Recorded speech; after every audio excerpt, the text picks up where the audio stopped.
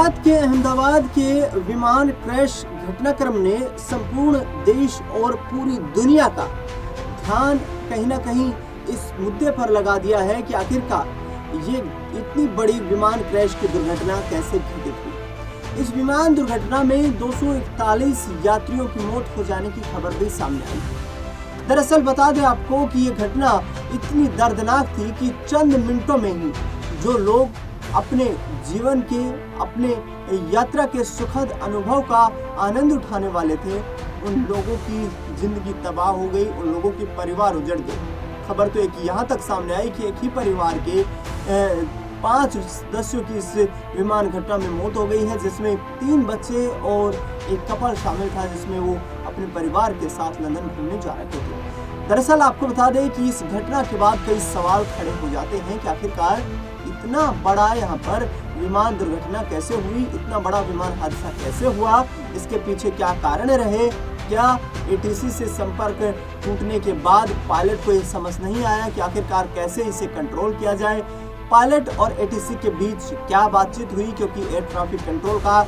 काफी अहम योगदान होता है किसी भी विमान को सावधानी पूर्वक सुरक्षित गंतव्य तक पहुंचाना और सुरक्षित उसकी टेक ऑफ और लैंडिंग करवाना। लेकिन आपको बता दें कि कई यहाँ पर कयास लगाए जा रहे हैं। इस बीच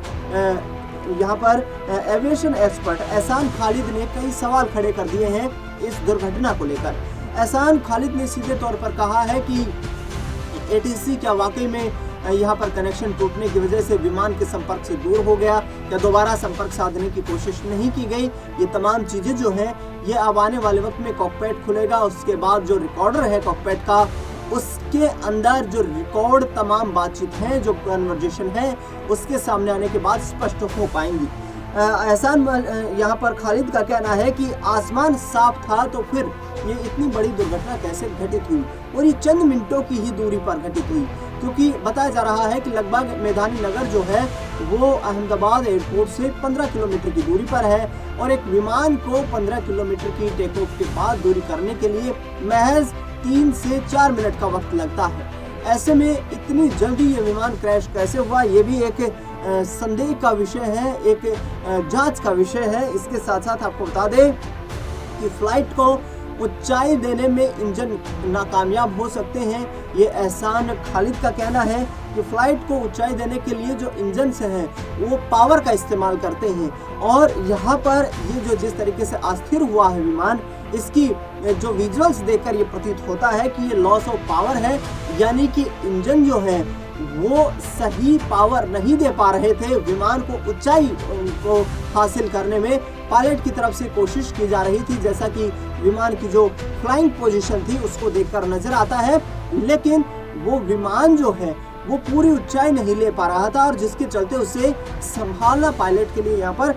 काफी मुश्किल हो गया था। बता दें आपको कि एहसान खालिद ने कहा है कि ये पावर का इस्तेमाल इंजन सही से नहीं कर पाए, पावर को जनरेट नहीं कर पाए, और जिसके चलते उस पर नियंत्रण रख पाना काफी मुश्किल हो गया था। इसके साथ साथ एहसान खालिद ने एक सवाल और उठाया है कि इस बोइंग 787 में 2 बड़े इंजन हैं, जो कि कहीं ना कहीं काफी सुरक्षित विमान माना जाता है। ये विमान लगभग 12 साल पुराना जरूर था, लेकिन इसकी जो ऑपरेशनल कंडीशन थी वो बेहतरीन थी। इस विमान के साथ उड़ान को 10 घंटे की 12 घंटे की उड़ान को एक साथ उड़ाया जा सकता है। ये विमान जो है इसके दोनों इंजन फेल हुए हैं, और बर्ड एक्सीडेंट जो होता है, यानी कि पक्षी के टकराने से जो अस्थिरता पैदा होती है, उसमें भी दूसरा इंजन जो है, यदि एक इंजन फेल हो भी जाए तो दूसरा इंजन स्पोर्टिव इंजन के रूप में काम करता है, और यदि एक इंजन फेल हो जाता, दूसरा इंजन स्पोर्टिव इंजन के रूप में काम करता रहता, तो वापस इस प्लेन को जो है वह अहमदाबाद लैंड करवाया जा सकता था, इसकी इमरजेंसी लैंडिंग हो सकती थी और इसकी पूरी जांच हो सकती थी। हालांकि आपको बता दें कि एक शख्स ने यह भी दावा किया है कि ये विमान जो है ये दिल्ली से जब अहमदाबाद की फ्लाइट ले रहा था तब भी इसमें कुछ टेक्निकल फॉल्ट देखने को मिला था। हालांकि शुरुआती तौर पर ही उस टेक्निकल फॉल्ट को ठीक कर लिया गया था, लेकिन अब एहसान मलिक का कहना है यहाँ पर कि जिस तरीके से ये पूरा घटनाक्रम घटित हुआ है, इसमें दोनों इंजन्स के ऑपरेशन को लेकर सवाल खड़े होते हैं। दूसरी एक बड़ी पोजीशन ये रही कि ये विमान जब हवा में लड़खड़ा रहा था, ये विमान जब हवा में अस्थिरता पैदा हो रही थी, उस दौरान इस विमान का जो लैंडिंग गियर था वो लैंडिंग गियर ऑन था, यानी कि जो टायर्स की पोजीशन थी वो पूरी तरीके से कहीं ना कहीं लैंडिंग पोजीशन में टायर दिखाई दे रहे थे या उस पोजीशन में टायर आ रहे थे। ये पूरी तरीके से फोल्ड नहीं हो पाए थे टायर्स, और ये दिखाया जा रहा है कि आखिरकार जब 600-650 फीट की ऊंचाई तक विमान पहुंच गया था तो फिर पायलट ने उसे लैंडिंग पोजीशन में किस आधार पर रखा, लैंडिंग जो गियर था वो किस तरीके से ऑपरेशनल रहा, ये भी एक बड़ा सवाल है। और विमान जो सही ऊंचाई पकड़ सकता है उसके बाद लैंडिंग गियर जो है उसको डाउन नहीं रखा जाता है। तो ये यहाँ पर एहसान खालिद का कहना है, जो खुद एक एविएशन एक्सपर्ट हैं। दूसरी बात उन्होंने एक बड़ी बात कही है, एहसान खालिद का ये भी कहना है कि जो फ्लैग्स हैं उनकी पोजीशन पर सवाल उठता है। ये फ्लैग्स की पोजीशन उस वक्त चेक की जाती है जब विमान टेक ऑफ करने के लिए तैयार होता है, यानी कि सीधे तौर पर माना जाए, आसान भाषा में समझा जाए तो ये है कि जब विमान टेक ऑफ करने के लिए रेडी होता है उससे पहले फ्लैग्स की पोजीशन को देख लिया जाता है, क्योंकि फ्लैग्स जो है ये विमान को ऊंचाई हासिल करने और बैलेंस बनाने में यानी कि संतुलन रखने में मदद करते हैं। इसके आधार के ऊपर ये कहा जा सकता है कि कहीं ना कहीं फ्लैग्स में भी टेक्निकल गड़बड़ी हो सकती है। इस विमान में करीब 1.25 लाख लीटर फ्यूल भी था। बताया जाता है कि ये फ्यूल जो है ये कुछ आवश्यकता से अधिक फ्यूल रिजर्व रखा जाता है ताकि विमान को इमरजेंसी में यदि जो फ्लाई कर रहा है विमान, उस दौरान यदि एयरक्राफ्ट को आवश्यकता पड़े तो उस फ्यूल का इमरजेंसी जो रिजर्व फ्यूल होता है उसका इस्तेमाल किया जा सके। तो यहाँ पर कोई किसी प्रकार की गड़बड़ी नहीं है, क्योंकि इसकी क्षमता 1.25 लाख लीटर फ्यूल को ले जाने की थी। ऐसे में आपको बता दें कि ये लगातार अब जांच का विषय बना हुआ है। और एहसान खालिद ने एक और बड़ा सवाल खड़ा किया है कि यहाँ पर ये जो विमान है, विमान जब 625 फीट की ऊंचाई पर पहुंच चुका था। दरअसल टेक ऑफ करने के बाद 25 से 50 मीटर की जो ऊंचाई होती है, 25 से 50 फीट की जो ऊंचाई होती है, उस ऊंचाई को पकड़ लेने के बाद ही अक्सर पायलट जो है वो लैंडिंग गियर को अप कर लेता है, उसे डाउन नहीं रखता है, यानी कि जो पूरी तरीके से उन्हें समेटा जा सकता है टायर्स को। लेकिन यहाँ पर 650 फुट की ऊंचाई के बाद भी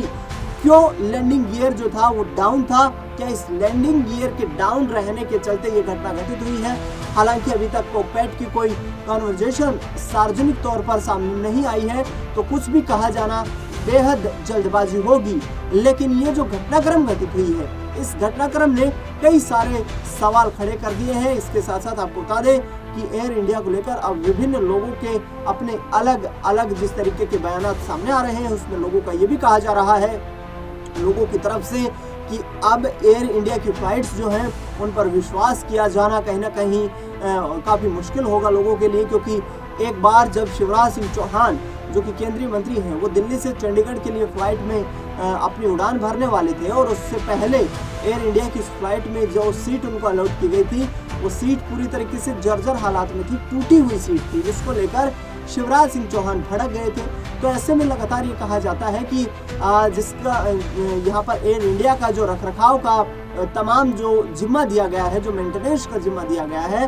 वो टाटा ग्रुप को दिया गया है। और अहमदाबाद जो इंटरनेशनल एयरपोर्ट है, उस अहमदाबाद इंटरनेशनल एयरपोर्ट का पूरा मैनेजमेंट है वो अडानी ग्रुप के